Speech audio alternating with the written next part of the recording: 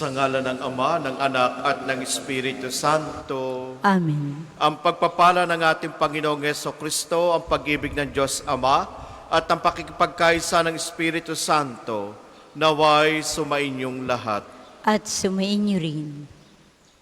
Mga kapatid, aminin natin ang ating mga kasalanan upang tayo maging marapat gumanap sa banal na pagdiriwang.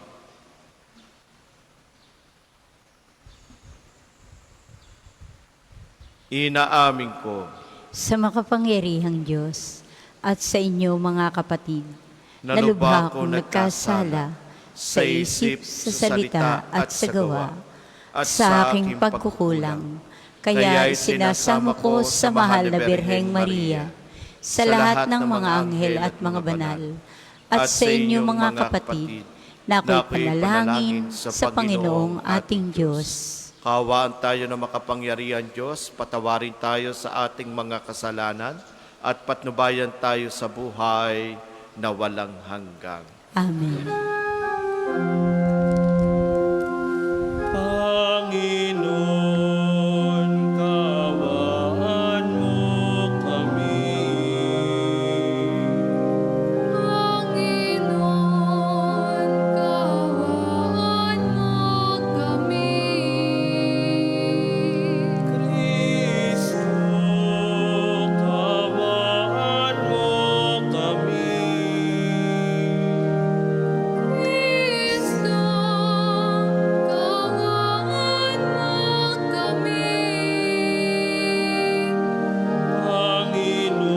Panginoon, kawaan mo kami.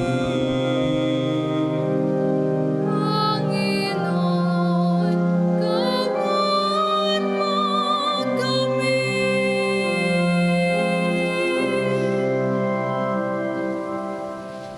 Manalangin tayo. Ama naming makapangyarihan, ang aming kalooban ay lagi mong hubugin sa pagganap ng mga mabubuting gawain upang sa aming pagpupunyaging kamtin ang iyong bigay. Mapagsikapan naming sapitin ang pagkabuhay kailanman sa pamagitan ng Jesucristo kasama ng Espiritu Santo, magpa sa walang hanggan. Amen.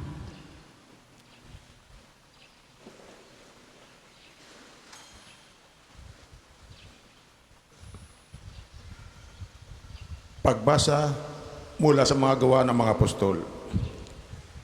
Matapos tumigil sa Antioquia ng kaunting panahon, si Pablo'y muling naglakbay. Ginaygay niya ang mga bayan sa lupain ng Galacia at Phrygia at pinatatag sa panampalataya ang mga alagad. Dumating sa Efeso ang isang Hudyong nagngangalang Apolos na pinanganak sa Alejandria.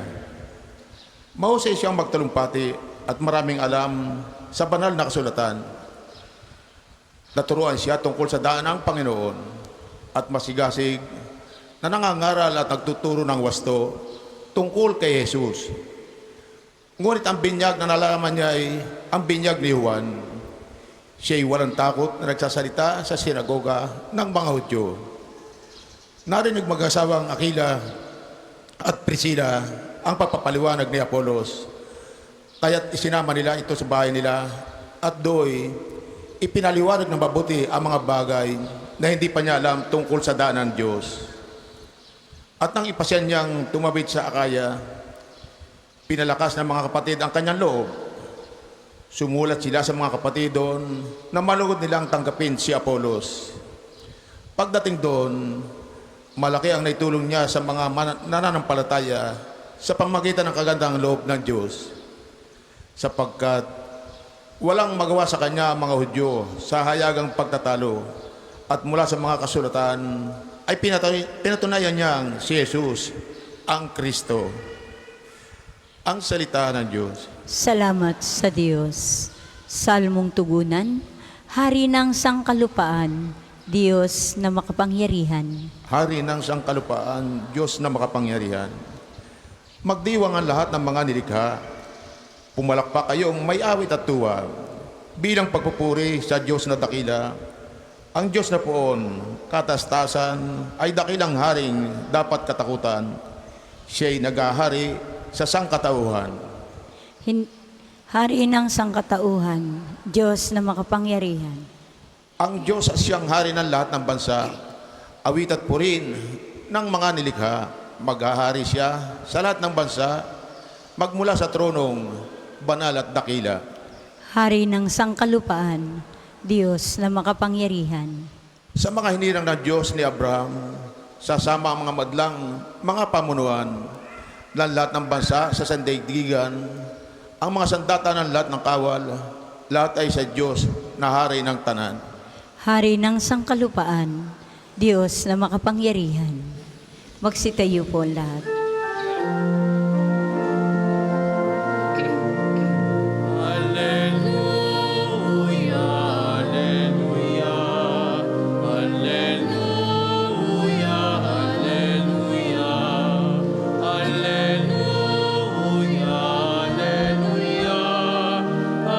hallelujah, hallelujah. Mula sa si Kristo at naparito sa mundo, nang sa langit dalhin tayo. Hallelujah, hallelujah, hallelujah, hallelujah, hallelujah, hallelujah, hallelujah, hallelujah.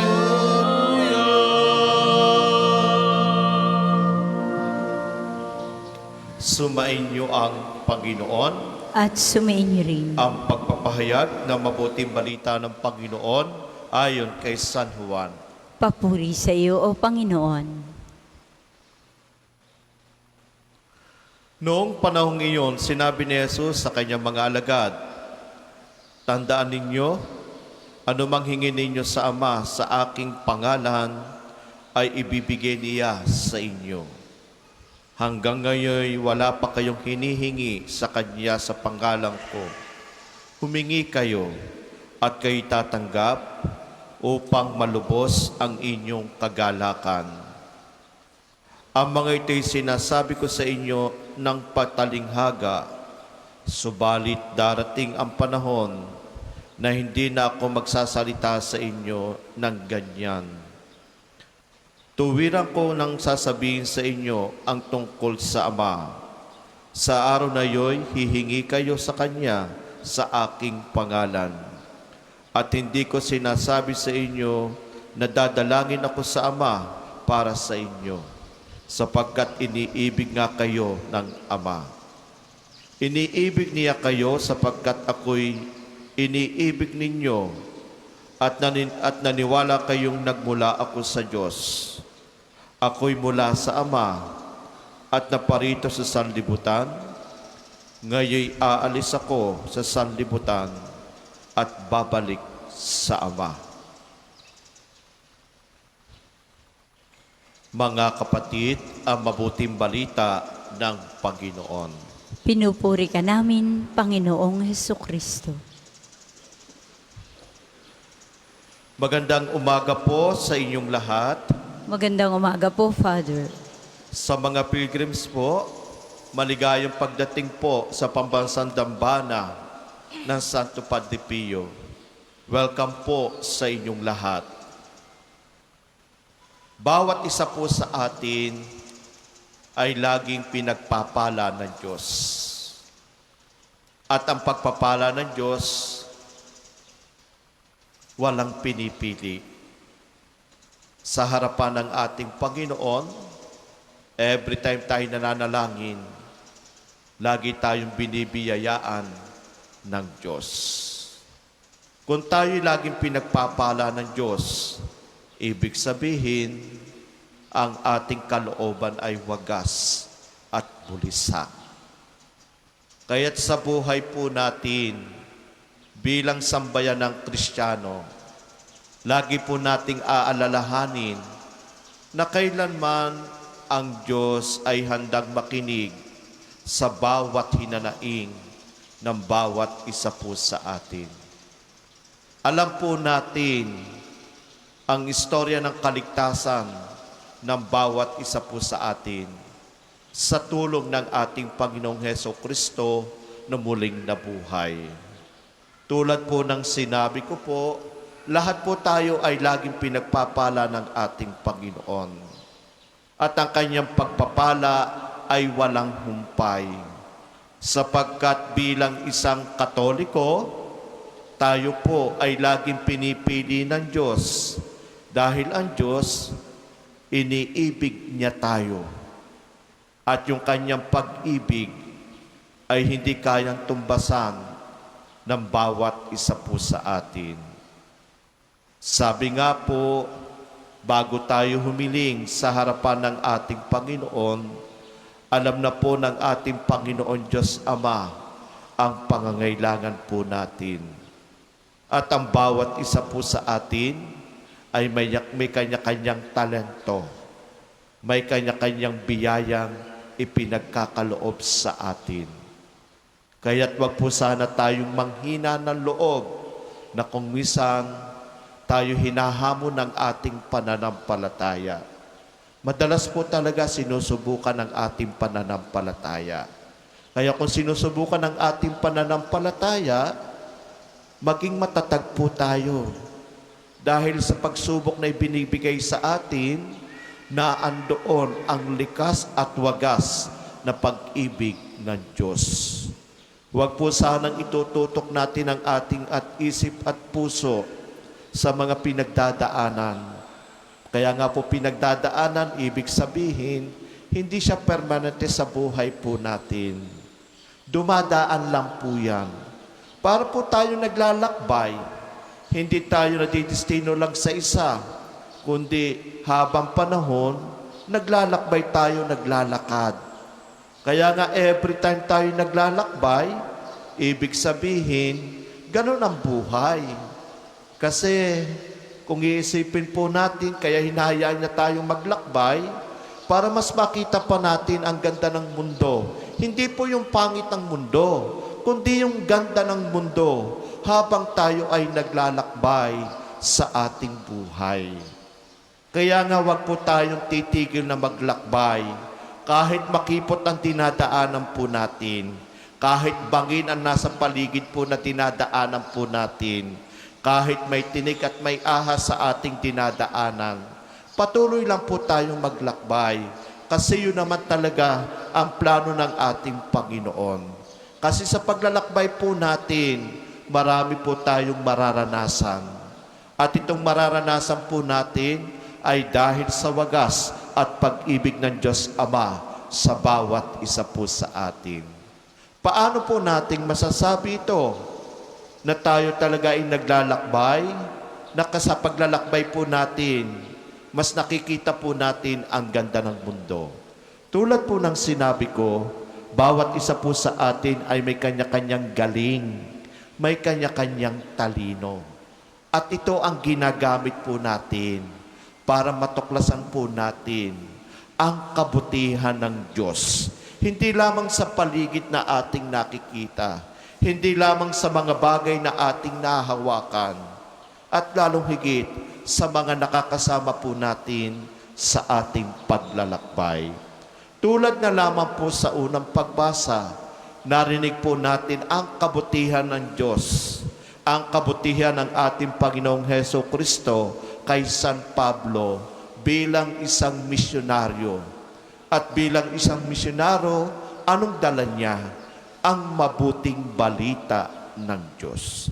Ang mabuting balita ng ating Panginoong Hesukristo na muling nabuhay. So, ibig sabihin, sa unang pagbasa, marami nakita po tayo narinig ng mga tao. At ang mga taong nabanggit ay napakahalaga sa buhay ng ating paglalakbay. Kaya nga po sa unang pagbasa na sinasabi po natin na nabanggit si Apollo, narinig po natin magaling siya magtalumpati. Narinig po natin na bihasa siya sa kasulatan. So, ibig sabihin, mula noong unang panahon pa ng ating Panginoong Hesus, kahit sa Juan Bautista, na ipadama ni Apollo ang kanyang pagmamahal sa kanyang kapwa. Sapagkat kung walang pagmamahal si Apollo sa kanyang kapwa, hindi niya ibibigay o ibabahagi ang mabuting balita ng Panginoon. Kaya kung tayo ay may galing, sabi nga po ni Apollo, lahat ay alam niya, maliban kasi nga po ang alam niya ay ang binyag ni San Juan. Pero sa tulong ni Aquila at ni Priscilla, tinuruan siya ng daan para kay Jesus. Isipin ninyo po, tayo'y daan. At sa pagdaan po natin, marami tayong makikita at marami tayong mararamdaman sa ating buhay. Sa buhay po ng pananampalataya, katulad po ni Santo Padre Pio, nakita po natin at nababasa po natin ang kanyang talumpbuhay kung paano naging matagumpay ang mabuting balita sa kanyang pamamaraan. Hindi lang bilang isang pari, hindi lamang isang Capuchin, hindi bilang isang religious priest, kundi ang kabanalang ipinamalas. Tayo din po ay hinahamon ng ating panahon na maging banal sa pamamagitan ng ating mga simpleng pamumuhay. Alam naman po natin kung gaano ang nangyayari na sa ating lipunan. Minsan hindi nating tanggap ng ating kalooban, hindi tanggap ng ating isip, sapagkat ito ay isang, sabi na po nating, trap sa ating buhay. Kaya wag po sana tayo magpatrap sa buhay na ito, sapagkat alam naman po natin kung ano yung totoo at hindi. Kaya wag po sana tayong mag-ingat ng mga taong sinungaling. Wag po sana tayong mag-ingat ng mga taong magnanakaw. Wag po sana tayong mag-ingat ng mga taong pansariling interest lang ang layunin. Wag po sana tayong mag-ingat ng mga taong yayaman lang sila pero tayo mananatiling mahirap. Wag po sana tayong mag-ingat ng mga taong gagamitin lang tayo para sa kanilang kapangyarihan. Kaya kung titingnan po natin, kung susundin po natin ang ganitong klase ng tao, ano pang makikita natin ganda ng mundo? Sabi nga ng ating Panginoon, manatili tayo sa Kanya. Alam ng ating Panginoon Diyos Ama kung paano niya ibibigay ang pangangailangan ng bawat isa po sa atin. Marami na pong mga sinungaling sa ibabaw ng mundo. Sorry po sa word, pero marami ng demonyo sa ibabaw ng mundo. Huwag na po tayong dumagdag. Huwag na po tayong dumagdag. Kasi kung dadagdag pa tayo, mahirap sa buhay po natin. Maging makatotohanan po tayo. Maging makatotohanan tayo sa pagtugon sa pag-ibig ng Panginoon Diyos sa atin. Huwag natin tingnan ang mga taong alam po natin na makakasira lang sa atin. Huwag natin silang sundin. Kasi kung susundin po natin sila, hindi kayo nanampalataya sa Panginoon. Sinusundan nila ang kanilang gawa kahit na mali. Sa kanila, hindi sa Diyos. Gagamitin ang pangalan ng Panginoon. Gagamitin ang salita ng Diyos. Pero demonyo ang pamumuhay. Maraming ganyan. Ay sino ba itong mga ganitong tao? Ito yung mga taong manggagamit. Ito yung mga taong walang halang ang kanilang puso. Kundi ang meron sa kanila ay ang kanilang kapangyarihan. Ang kanilang kasinungalingan. Kaya nga po, ang kapangyarihan na meron po tayo, pag hindi po nating nagamit ng tama, gagamitin niya ng demonyo. At marahil ang bawat isa po sa atin, nasaksihan na po ninyo na ang tao ay ginagamit ng demonyo.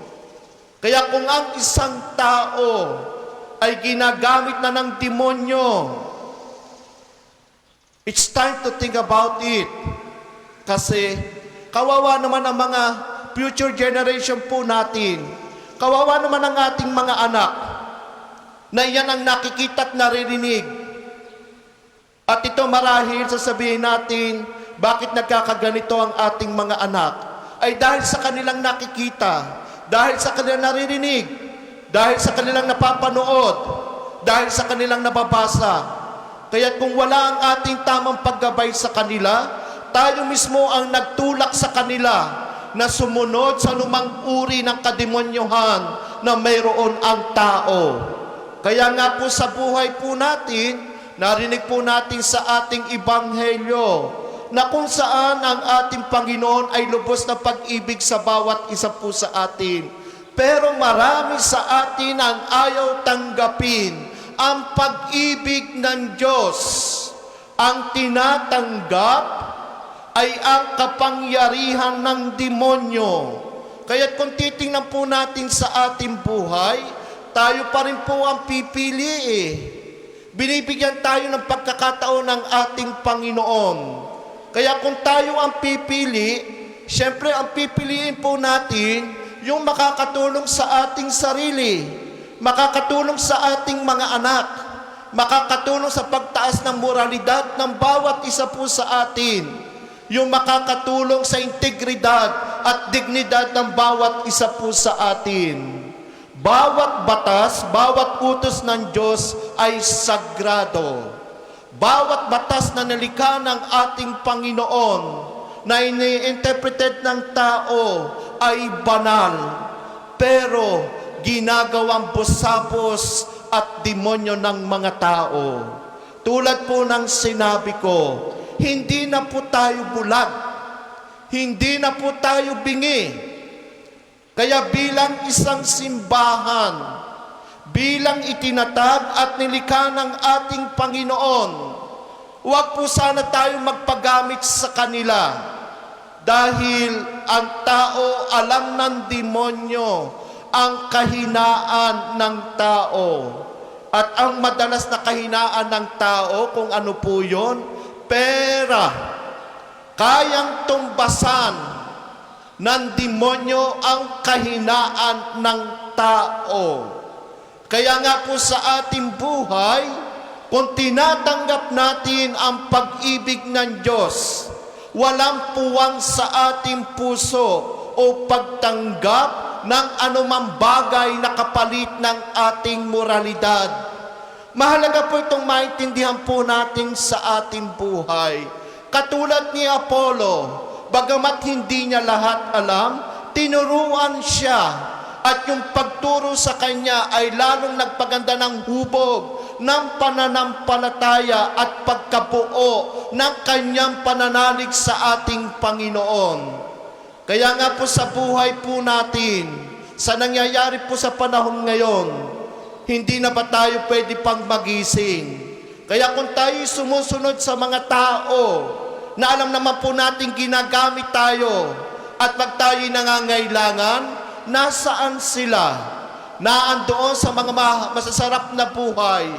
Pero kung titingnan po natin, nakakaawa sila.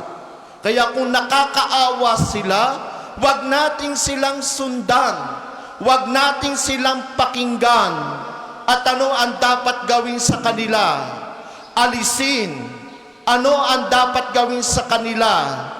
Ang dapat gawin sa kanila, mawala sa pagiging matakaw, mawala sa pagiging sinungaling, mawala sa pagiging magnanakaw. Tayo po ay hinahamon ng ating Panginoon. Tanggapin ang kanyang pag-ibig.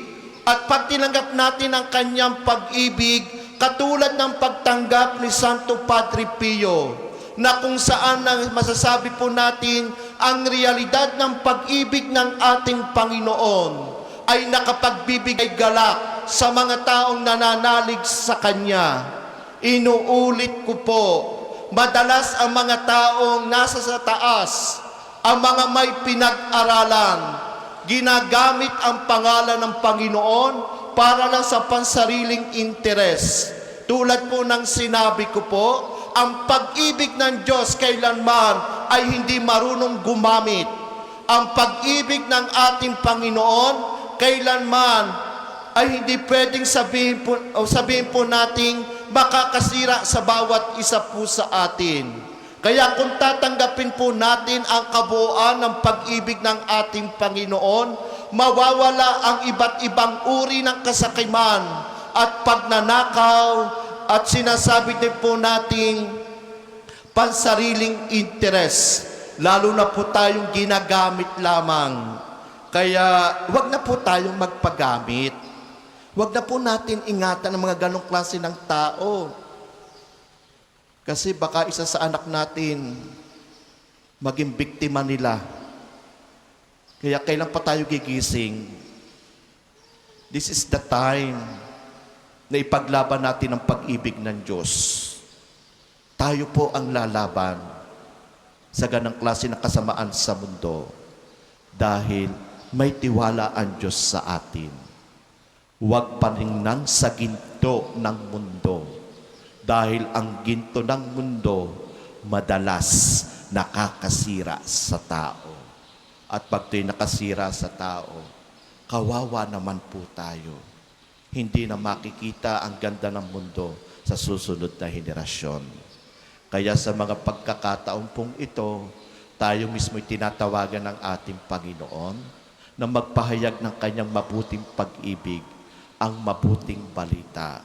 So pag sinabi nating mabuting pag-ibig ng Panginoon at mabuting balita, sangkap ng ating pagkatao at talo natin dito ang mga demonyo. Amen. Para po sa mga maghahandog ng sobre, pakihulog na lamang po sa buslo.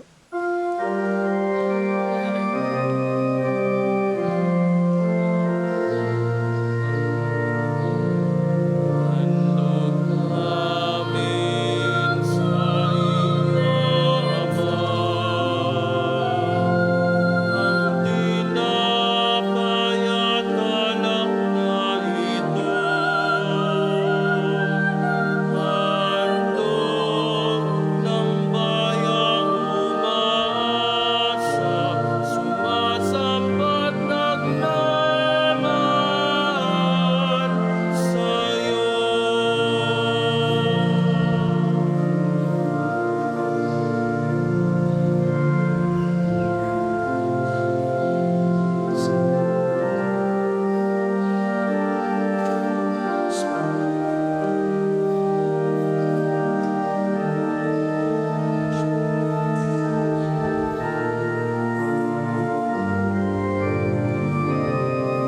Magsitayo po lahat.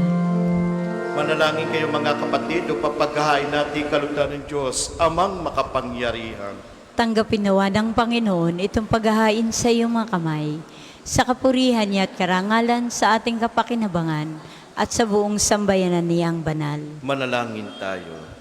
Ama naming lumikha, para mo ng awa gawin mong banal ang mga alay naming iyong sanang kalugdan at kami gawin mong haing sa iyong laging nakalaan sa pamagitan ng Jesucristo kasama ng Espiritu Santo magpa sa walang hanggan. Amen. Sumainyo ang Panginoon. At sumainyo Itaas rin. sa Diyos sa inyong puso at diwa. Tinaasa namin sa Panginoon. Pasalamatan natin ang Panginoong ating Diyos. Marapat na siya ay pasalamatan. Ama naming makapangyarihan, tunay nga marapat na ikaw ay aming pasalamatan. Ngayong ipinagdiriwang ang paghahain ng Mesiyas, ang maamong tupa na tumubos sa aming lahat. Siya'y talagang maaasahan at ang katapatan niya sa pananagutan ay siyang bumago sa dating pamumuhay sa sangkatauhang namihasa sa pagkasalawahan. Ang dangal ng tao ay ganap na itinampok upang mamana namin sa pakikipagkapatid kay Jesus.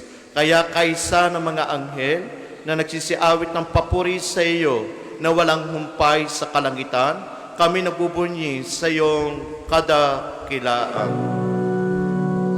Santo, Santo, Santo,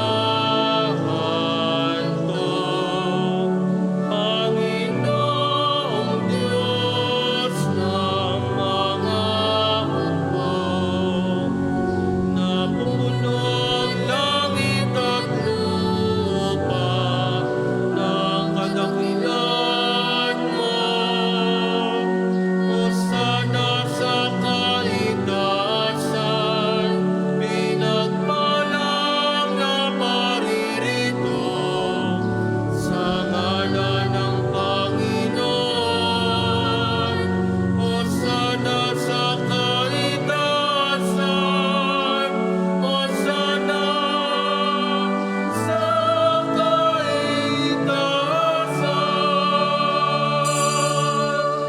Kung hindi po kayang lumuhod ay manatiling nakatayo ng may paggalang. Ama naming banal, ikaw ang bukal ng tanang kabanalan, kahit sa pamagitan ng iyong Espiritu, gawin mong banal ang kaloob na ito upang para sa amin, maging katawan at dugo ng aming Panginoong Heso Kristo. Bago niya pinagtiis ang kusalog na maging handog, hinawakan niya ang tinapay, pinasalamatan kanya. Pinagati-hati na iyon, iniabot sa kanyang mga alagad at sinabi, tanggapin ninyong lahat ito at kanin. Ito ang aking katawan na ihahandog para sa inyo.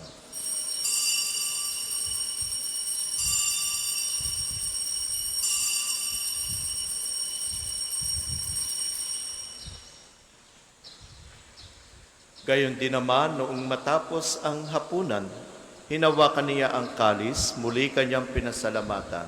Iniabot niya ang kalis sa kanyang mga alagad at sinabi, tanggapin ninyong lahat ito at inumin. Ito ang kalis ng aking dugo, ng bago at walang hanggang tipan. Ang aking dugo na ibubuhos para sa inyo at para sa lahat sa ikapagpapatawad ng mga kasalanan. Gawin ninyo ito sa pag-alaala sa akin.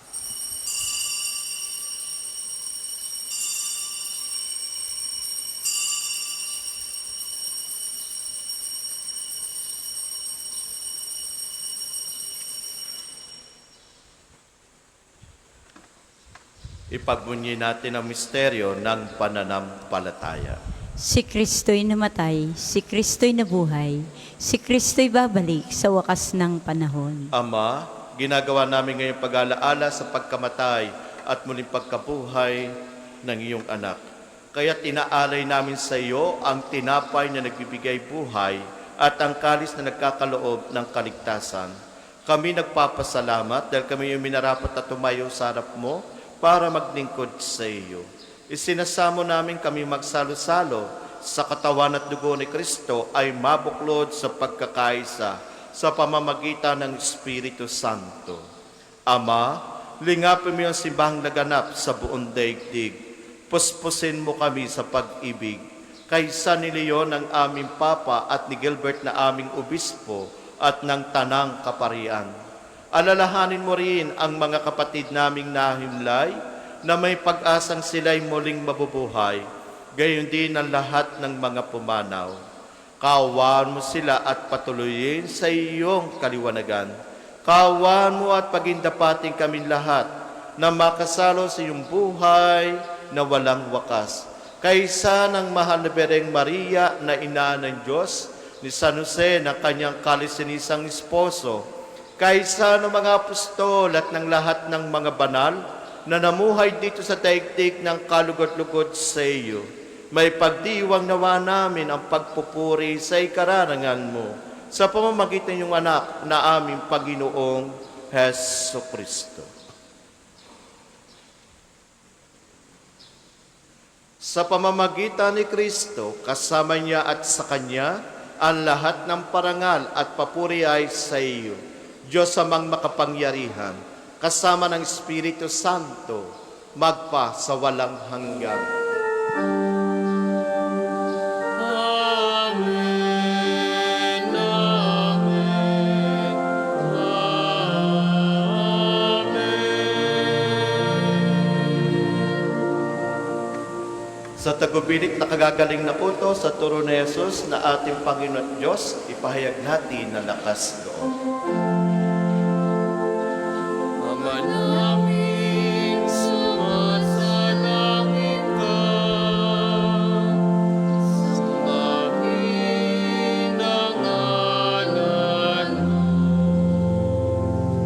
Mapasa amin ang kaharian mo. Sundin ang loob mo.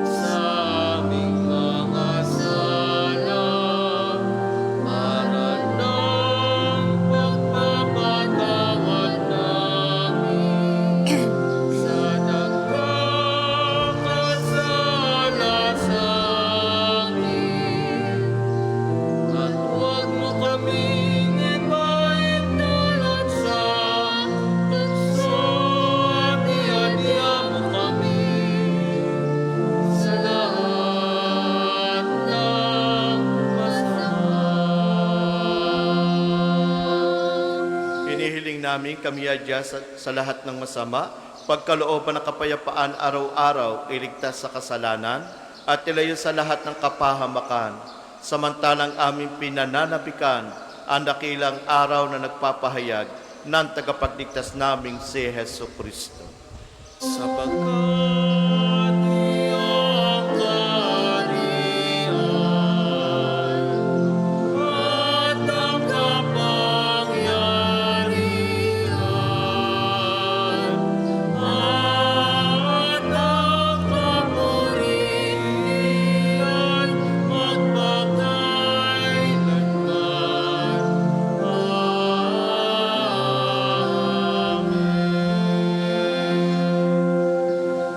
Panginoong Heso Kristo, sinabi mo sa iyong mga apostol, kapayapaan ang iniiwan ko sa inyo. Ang aking kapayapaan ang ibinibigay ko sa inyo. Tunghayan mo ang aming pananampalataya at huwag ang aming pagkakasala. Pagkalooban mo kami ng kapayapaan at pagkakaisa ayon sa iyong kalooban, kasama ng Espiritu Santo, magpa sa walang hanggan. Amen. Ang kapayapaan ng Panginoon ay laging sumainyo. At sumainyo rin. Mga kapatid, may ngiti po sa ating mga labi. Magbigayan po kayo ng kapayapaan sa isa't isa. Kapayapaan po sa bawat isa. Kordero ng Diyos, sa nag-aalis ng mga kasalanan ng sanlibutan, maawa ka sa amin. Kordero ng Diyos, sa nag-aalis ng mga kasalanan ng sanlibutan, maawa ka sa amin. Kordero ng Diyos, na nag-aalis ng mga kasalanan ng sanlibutan, ipagkaloob mo sa amin ang kapayapaan. Kung hindi kayang lumuhod ay manatiling nakatayo ng may paggalang.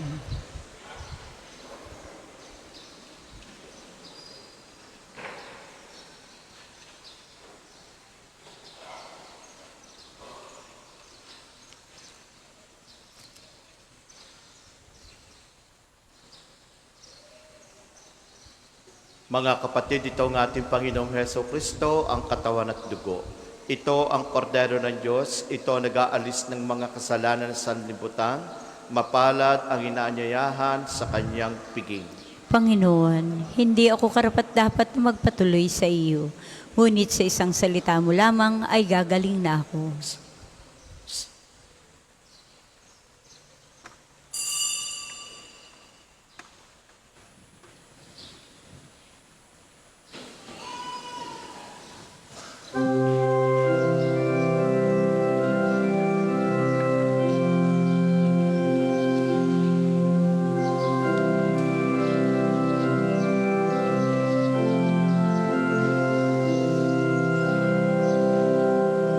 Ikot man Sa'yo, dakilang pag-ibig mo sa akin at nawagan man ang paalala. Ako'y iyong ginigiling at sa itatapat sa puso. Magsitayo po ang lahat. Manalangin tayo. Ama naming mapagmahal, sa pinagsaluhan namin banal na pakikinabang, ang amin nawang pag-ibig ay lalong madagdagan ng ginawa namin sa pag-alaala sa anak mong mahal, na nag-utos ipagdiwang ang huling hapunan, sa pamamagitan niya kasama ng Espiritu Santo, magpa sa walang hanggan. Amen. Panalangin ng pagtitiwala kay Santo Padre Pio, tayo pong lahat. Padre Pio, taga Pietrelcina, Mongheng Banal, Pintakasing Santo ng Milenyong Kasalukuyan, gabay namin sa pagtahak sa landasing makalangit, takbuhan sa pangailangan, huwaran ng pagtitiis. Sa iyo namin nilalapit aming mga kagipitan, sa iyo po'y binibilin kalusugan at kabuhayan.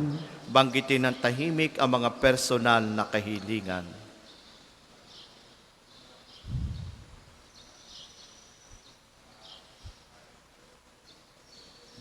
Di mang karapat-dapat kami po ay pagbigyan, bendisyonan at basbasan, maging ganap sa buhay.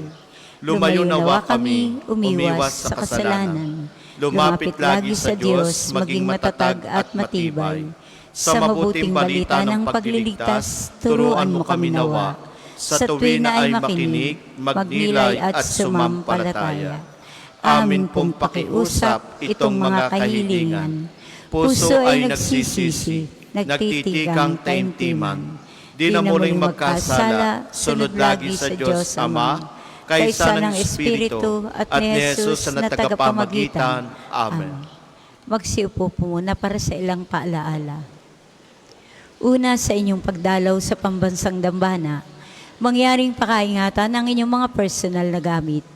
Hangad namin ang isang matibasay at maayos na pagbisita sa National Shrine. Ikalawa, nais po namin ipagbigay alam sa inyo na ang Padre Pio Healing Bundle ay available sa ating mga tindahan. Ang langis na kasama nito ay may halo ng langis na mula sa puno ng olibo na binasbasan ni Padre Pio nung siya ay nabubuhay pa. Naway maging daan ang ating healing bundle sa pagkakamit ng kagalingang mula sa Diyos. Ikatlo, mayroon po tayong maghapong pagpapakumpisal ngayong araw ng Sabado sa Chapel of Reconciliation. Ito ay mula 8:00 ng umaga hanggang 12:00 ng tanghali at magpapatuloy ito sa 2 hanggang 5 ng hapon. Tayo pong lahat ay balugod na inaanyayahan.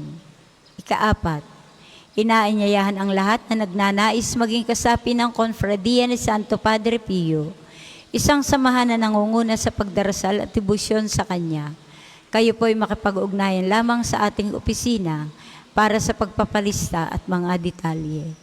Ikalima, sa darating na May 23, araw ng pagpapagaling ng Panginoon, sa pamamagitan ni Santo Padre Pio, ang mga oras at ng healing mass at healing liturgy na may paggagawad ng langis ay sa 9 ng umaga at 5 ng hapon. Kayo't ang inyong mga may sakit ay inaanyayahan.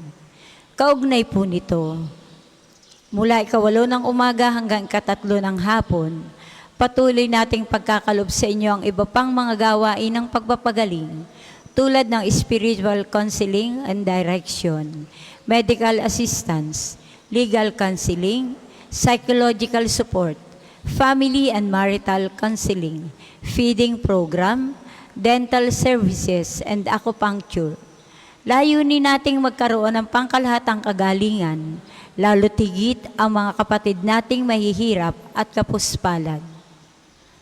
Ngayong buwan ng Mayo, ipagkakalob sa atin ng Episcopal Commission on Healthcare ng CBCP at ng Department of Health ang programang Simba Kalusugan. Magkakaroon ng dagdag ibang panayam tungkol sa kalusugang pangkatawan at isip. Magpalista lamang sa tanggapan ng social services at hanapin si Miss Bernadette. Inaanyayahan ang lahat na makisa at samantalahin ang mga serbisyong ito para sa mga malulusog na pamayanan. Ika-6, mga kapiyo, muli tayong magkakaroon ng libreng tuli sa darating na 23 ng Mayo para sa unang 200 lalaki. Magpalista lamang sa ating opisina at hanapin si Miss Bernadette. Ika-7, sa darating na Mayo, 25 ay ipagdiriwang natin ang kaarawan ni Santo Padre Pio. Magkakaroon tayo ng 3 araw na paghahanda mula Mayo, 22 hanggang 24. Sa ganap na 5 ng hapon at 6 naman ng hapon kapag araw ng linggo. Ang misa para sa pagdiriwang ng kanyang kaarawan at healing liturgy ay gaganapin sa Mayo 25 sa ganap na 9 ng umaga. Inaanyayahan po namin kayong lahat na magpamisa at mag-alay ng mga kandila. Makipag-ugnayan lamang po sa ating pamisahan para sa inyong mga intensyon.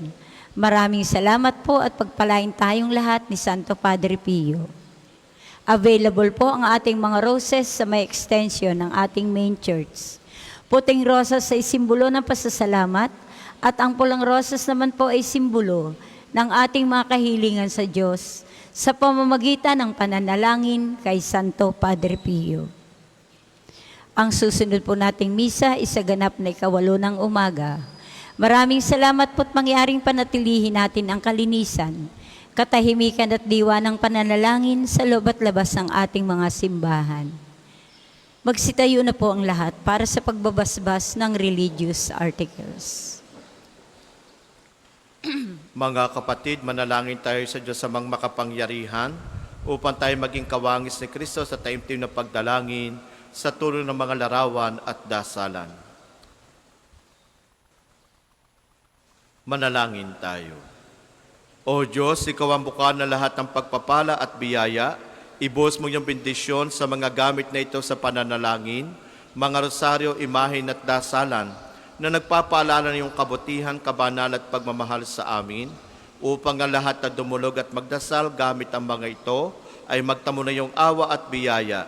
Lobin mong tularan namin ang kabanal at aral ni Kristo at ng mga santo, magpa sa walang hanggan. Amen. Ama namin, sumasalangit ka. Sambahin ang ngalan mo. Mapasa amin ang kaharian mo. Sundin ang loob mo dito sa lupa para ng sa langit. Bigyan mo kami ngayon ng aming kakanin sa araw-araw. At patawarin mo kami sa aming mga sala para ng pagpapatawad namin sa nagkakasala sa amin. At huwag mo kaming ipahintulot sa tukso at iadya mo kami sa lahat ng masama. Amen. Aba, Ginoong Maria, napupuno ka ng grasya. Ang Panginoong Diyos ay sumasa iyo. Bukod kang pinagpala sa babaing lahat, at pinagpala naman ang iyong anak na si Jesus. Santa Maria, Ina ng Diyos, panalangin mo kaming makasalanan, ngayon at kung kami mamamatay. Amen.